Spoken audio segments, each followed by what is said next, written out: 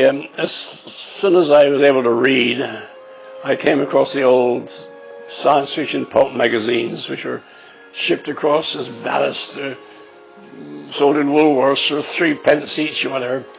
And I read all those I could, and that probably led me on to H.G. Wells, whose photograph I have there.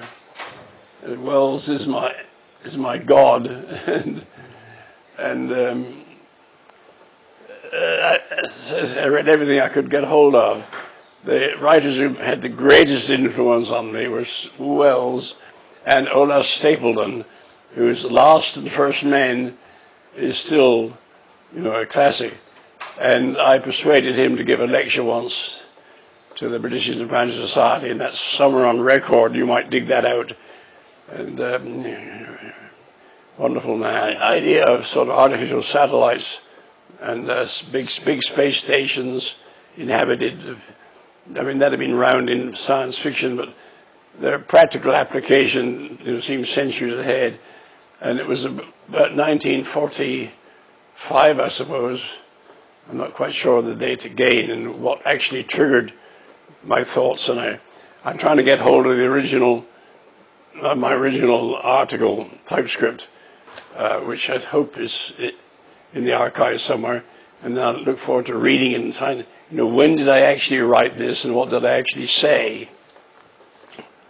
And I hope that humanity will realize it's just one small species in a rather big universe, possibly teeming with other species, many much superior to ours, and we better behave ourselves anyway. And I like to make people think there's more than this, their own little lives in the circle, and there's this great universe outside which does give you a sort of better perspective on things. I don't think one should ever be pessimistic, because that's liable to result in a self-fulfilling prophecy. If you think things are going to be bad, you'll probably make them bad. If you think they're going to be good, you'll help to make them good. Well, I mean, the resources of the world are still enormous. We can feed everybody if we do it properly, teach everybody, which is equally important. Just curious about the universe and like to think of other possible universes, and having done that, it's obviously straightforward to write the ideas down. I used to use a typewriter, and then of course a word processor, but now if I do any thinking, I just dictate it and someone can transcribe it. I don't expect therefore ever to do another full-length book, too much of a job. So that's so far ago I can't remember anything about it, but to say the idea of such huge spacecraft, really space worlds, it goes back to, it's a classical idea, and but what triggered me at that particular point of time, there may be a record of all this in my archives, which I'm hoping to dig out. Let's talk about films now. You're a big fan of science fiction films. You collaborated with Stanley Kubrick on 2001. What was that collaboration like? I think on the whole very, very enjoyable. I don't think we ever had any bad fights. I don't think there was ever any blood on the carpet. I do remember Stanley saying, when I recommended him some science fiction novel, I can't even remember what it was, that I'll never read anything you recommend again. I wish I could remember what novel that was. Well, in a sense, of course, it's like the moment, it's just there. I mean, you can't imagine anything different. So I'm very happy with it, of course. Obviously, if Stanley was still around and we started again from scratch, we'd do something different. But I'm very happy we did what we did produce.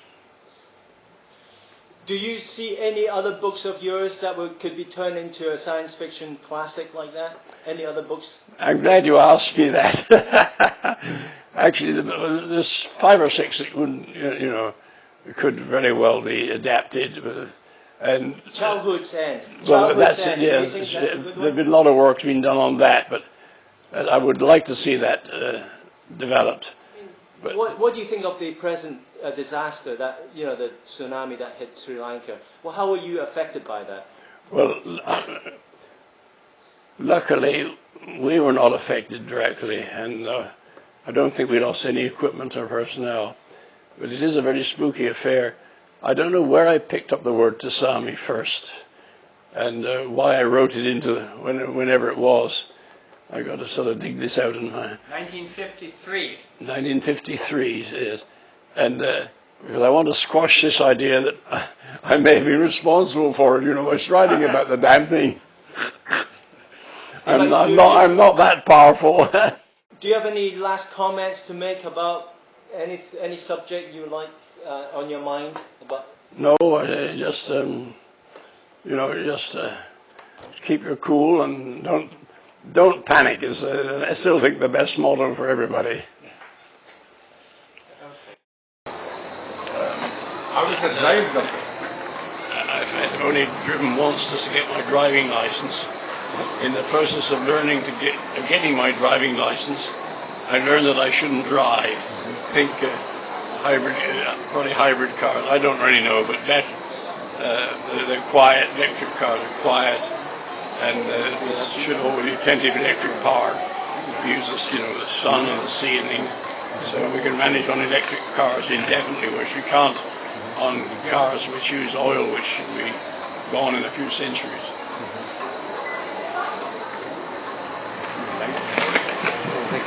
Think any appropriate for countries like ours, for the Western world? We don't want big cars which clutter up the road. Cars should be just big enough for the job, and of course usually there are only one or two people in it. So these huge American cars are quite out of the place, except for the embassies, to go same as show off.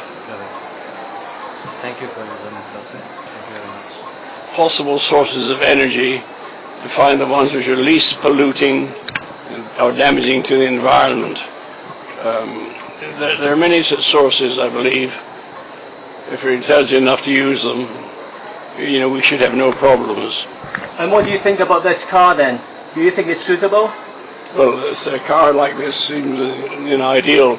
It's not too big, and say running on electricity, fine.